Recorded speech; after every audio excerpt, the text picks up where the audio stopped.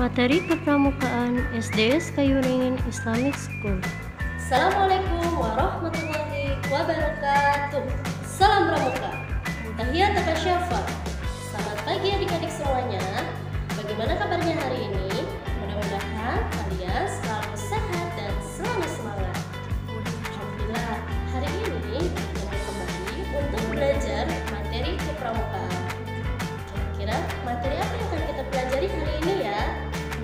Oke adik-adik semuanya, sebelum kita mulai kegiatan pembelajaran hari ini, baiknya agar kita awali dengan membaca Bismillahirrahmanirrahim. Materi kita hari ini yaitu tentang SKK dan TKK. Sudah ada yang tahu apa itu SKK dan TKK? Oke, jika ada yang belum tahu, kalian simak materi ini. Persyaratan untuk menjadi pramuka Garuda yaitu harus memiliki TKK. Hanya simak dengan baik ya. Kita mulai materi kita hari ini. Materi kita hari ini yaitu SKK dan TKK. SKK adalah syarat kecakapan khusus dan TKK yaitu tanda kecakapan khusus. Dapat adik-adik perhatikan gambar berikut ini yaitu merupakan contoh dari tanda kecakapan khusus. Oke adik-adik semuanya, selanjutnya kakak jelaskan pengertian dari SKK dan TKK. SKK adalah singkatan dari syarat kecakapan khusus yang berupa kepandaian, kemahiran, ketangkasan, keterampilan, dan kemampuan di bidang tertentu selain yang terdapat di dalam SKU. SKK ini diperuntukkan kepada anggota pramuka sesuai dengan bakat dan minat masing-masing melalui proses penilaian atau ujian yang objektif dari pembina. Adapun untuk TKK, yaitu tanda kecakapan khusus, adalah tanda yang menunjukkan kecakapan, kepandaian, keterampilan, kemampuan sikap, dan usaha seorang pramuka di bidang tertentu sesuai dengan usia, jenis kelamin, dan kemampuan jasmani dan rohani. Untuk memperoleh TKK, seorang pramuka harus mampu menyelesaikan SKK, yaitu syarat kecakapan khusus terlebih dahulu. Nah, jika adik-adik semua sudah menyelesaikan SKK, maka akan diberikan TKK, yaitu tanda kecakapan khusus. SKK berlaku bagi anggota pramuka siaga, pramuka penggalang, pramuka penegak, dan pramuka pendega. TKK bersifat opsional bagi peserta didik, sehingga seorang peserta didik dapat memiliki TKK yang berbeda dari peserta didik lain. Dengan kata lain, seorang pramuka bebas memilih SKK apa saja yang diinginkannya, sesuai dengan kemampuan, keterampilan, dan minat yang dimiliki. Nah, bisa perhatikan di sini tingkatan dan bentuk TKK, yaitu untuk yang pertama ada contoh TKK pramuka siaga hanya satu tingkat. Kemudian contoh TKK pramuka penggalang terdiri dari 3 tingkat, yaitu ada Purwa, Madya, dan Utama. Kemudian untuk contoh TKK pramuka penegak dan pendega terdiri 3 tingkat, yaitu Purwa, Madya, dan Utama. Untuk selanjutnya, tingkatan dan bentuk tanda kecakapan khusus untuk masing-masing golongan peserta didik pramuka adalah berbeda. Perbedaan tingkatan dan bentuknya adalah sebagai berikut. Kita simak ya. Untuk pramuka siaga, SKK untuk pramuka siaga hanya terdiri atas 1 tingkat tanda kecakapan khusus atau TKK. Untuk pramuka siaga berbentuk segitiga sama kaki terbalik, sisi alas di bagian atas dan tidak memakai bingkai. Sedangkan untuk pramuka penggalang, SKK untuk pramuka penggalang terdiri atas 3 tingkatan dengan bentuk yang masing-masing berbeda. Tingkatan dan bentuknya adalah Purwa, berbentuk lingkaran dan bingkai berwarna merah, dan untuk Madya berbentuk persegi dengan bingkai berwarna merah, dan untuk Utama berbentuk segi 5 dengan bingkai berwarna merah.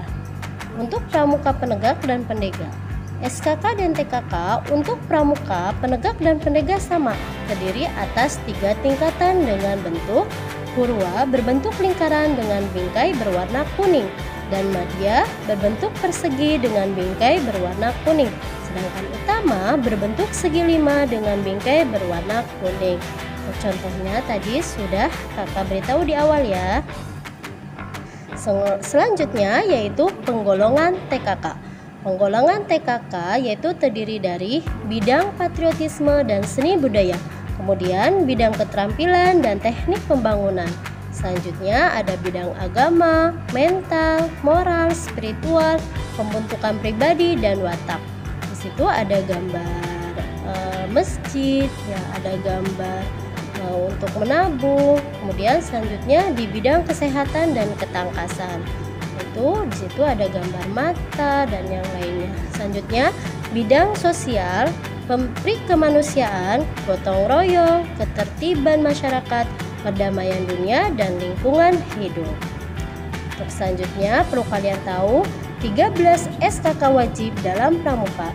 Berikut ini daftar ke-13 SKK wajib berdasarkan Surat Keputusan Kuarnas nomor 47 tahun 1985 dan Surat Edaran Kuartir Nasional nomor 078200A tanggal 8 Juli 2013.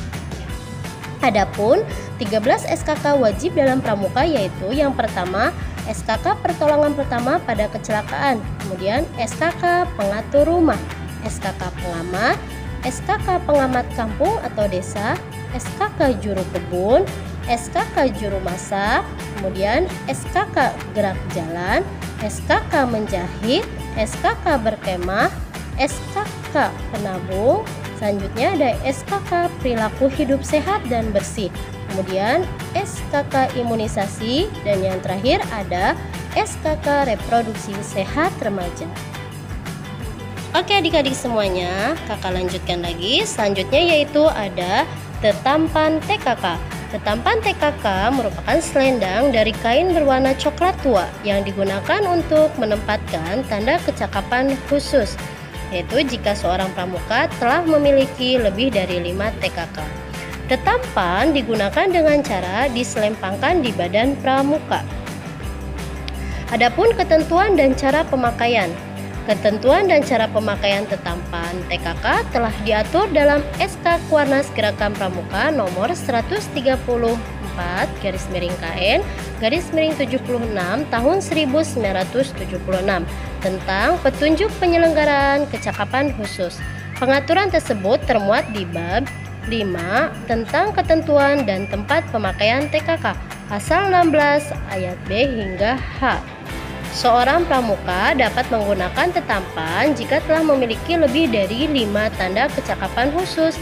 5 buah TKK dipasang di lengan seragam pramuka sebelah kanan, sedangkan TKK selebihnya dipasang di tetampan. Jadi, jika Ananda sudah mempunyai 5 tanda kecakapan khusus, maka terlebih dahulu dipasang di lengan seragam pramuka sebelah kanan. Untuk TKK selanjutnya, kalian bisa dipasang di tetampan. Sehingga jika seorang pramuka baru memperoleh 5 atau kurang, maka pramuka tersebut belum bisa menggunakan tetampan. Jika memiliki 7 TKK seumpamanya, maka yang 5 dipasang di lengan baju, sedangkan sisanya 2 TKK dipasang di tetampan.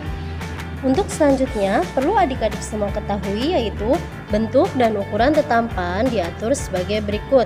Yang pertama, tetampan dibuat dari kain berwarna coklat tua. Ukuran tetampan, lebar tetampan untuk pramuka siaga 8 cm dan untuk pramuka penggalang, pramuka penegak, dan pramuka pendega selebar 10 cm. Panjang tetampan menyesuaikan dengan tinggi badan pemakainya. Pada tepi tetampan diberi hiasan tepi yang berjarak 0,5 cm dari tepi tetampan. Hiasan tersebut terbuat dari sulaman flanel atau pita zigzag selebar 1 cm. Warna pita zigzag tersebut adalah hijau untuk pramuka siaga, merah untuk pramuka penggalang, dan kuning untuk pramuka penegak atau pendega. Cara mengenakan tetampan adalah dengan diselempangkan di badan melalui bahu sebelah kanan, menyilang dada dan punggung menuju pinggang sebelah kiri. Bisa jadi seorang pramuka memiliki banyak TKK sehingga tidak muat dalam tetampan. Tata cara pemasangan TKK pada tetampan dan penggunaannya akan diuraikan di bawah ini. Kalian bisa perhatikan, ini contoh tetampan dari TKK. Selanjutnya, tata cara memasang atau menempatkan tanda kecakapan khusus di tetampan TKK. Yang pertama yaitu TKK yang dipasang di tetampan adalah selain 5 TKK yang telah dipasang di lengan kanan baju seragam pramuka. Selanjutnya, TKK yang dipasang adalah TKK dengan tingkatan tertinggi yang diperoleh. Jika telah mendapatkan sebuah TKK tingkat madya, maka yang dipasang adalah TKK tingkat madya tersebut dan TKK tingkat purwanya ditanggalkan. Selanjutnya, TKK ditempatkan di bagian tetampan yang berada di depan dada. Pemasangannya disusun urut mulai dari atas ke bawah. Dimulai dengan bagian yang terdekat dengan bahu sebelah kanan. Jika TKK yang diperoleh banyak sehingga tidak muat dipasang di bagian sebagaimana nomor 2 di atas, yaitu di depan dada, TKK selebihnya dipasang di bagian tetampan yang berada pada bagian punggung. Pemasangannya disusun urut mulai dari atas ke bawah, dimulai dengan bagian yang terdekat dengan bahu. Selanjutnya, jika TKK yang diperoleh lebih banyak sehingga tidak muat dipasang baik di tetampan bagian depan tubuh maupun belakang punggung, maka dipergunakan tetampan kedua. Tata cara pemasangan TKK pada tetampan kedua sama seperti pada tetampan pertama. Pramuka yang memiliki hingga 2 tetampan mengenakan kedua tetampannya. Tetampan pertama diselempangkan di badan melalui bahu kanan hingga menyilang ke pinggang sebelah kiri. Sedangkan tetampan kedua dikenakan dengan diselempangkan di badan melalui bahu sebelah kiri hingga pinggang sebelah kanan. Pada persilangan antara dua tetampan, tetampan pertama yang dari bahu kanan berada di sebelah atas menindih tetampan kedua yang dari bahu kiri. Perhatikan di sini gambar tata cara penggunaan tetampan. Nah, nomor 1, 2, 3, dan 4. Yaitu ada yang 1 tetampan dan 2 tetampan. Selanjutnya, kesalahan-kesalahan dalam memakai tetampan. Beberapa kesalahan yang umum terjadi saat pemakaian tetampan TKK antara lain yaitu TKK yang telah dipasang di lengan baju masih dipasang juga di tetampan. Kemudian selanjutnya TKK yang dipasang di lengan baju belum 5 buah tetapi sudah ada yang dipasang di tetampan. Kemudian TKK dipasang di bagian tengah tetampan, bukan mulai pada bagian atas, yaitu bagian yang terdekat dengan bahu. Dan selanjutnya yaitu tetampan TKK dikenakan secara terbalik, yakni dengan menyelempangkannya melalui bahu sebelah kiri hingga pinggang sebelah kanan. Oke adik-adik semuanya, itu materi untuk kegiatan pramuka hari ini, yaitu kita sudah belajar tentang SKK dan TKK. Kemudian kita juga sudah mengetahui tingkatan dan bentuk TKK, kemudian penggolongan TKK. Selanjutnya juga tadi kita sudah belajar tentang 13 SKK wajib dalam pramuka. Setelah itu kita juga sudah tahu apa itu tetampan TKK dan bagaimana cara pemakaiannya. Oke semuanya, mari kita tutup materi kita hari ini dengan sama-sama membaca Alhamdulillahirabbil alamin. Terima kasih untuk perhatiannya. Kalian harus selalu semangat untuk belajar pramuka. Salam pramuka. Akhiri, wabillahi taufiq wa hidayah. Wassalamualaikum warahmatullahi wabarakatuh.